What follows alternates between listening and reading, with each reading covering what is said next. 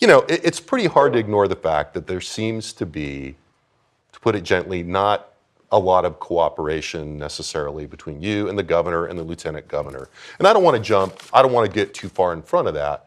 I want to ask you not just, do you guys like each other, but more, should we expect this? I mean, to some degree, I get in arguments with people a bit about saying, look, to some degree, you should just expect this. It's kind of baked into the system.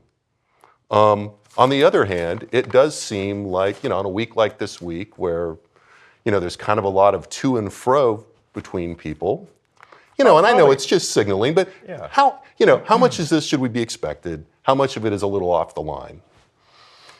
Well, I think some of it's natural. You're going to have some disagreements, and they're going to be the things that are, more amplified. I think the relationship between the three of us who have breakfast every Wednesday, and along with the comptroller, is pretty good. This is a tough session budgetarily, and that leads to, I think, an amplification of some of the differences that we might have. But we work together. The system was built for there to be some friction and some ways to work through it. They're very different institutions, the House and the Senate. We work on our priorities, the Senate works on theirs, the governor has his, and at the end of the day, we do as many of them as we can all work out, and I'm sure we will. But we're all mature adults, and we'll work it out. Allowing for the fact that, all things being equal, of course, everybody would like the governor to come out all the time and agree with them. Well, not necessarily.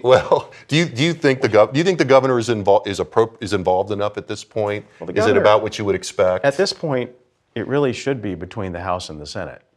And the House working its priorities, passing our bills, the Senate passing theirs, getting together and, cooperating on House and Senate bills and priorities.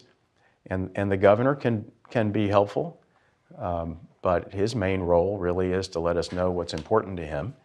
And then after the session's over, he gets to decide which of those bills to sign, which ones not to. You feel like you know what's important to him?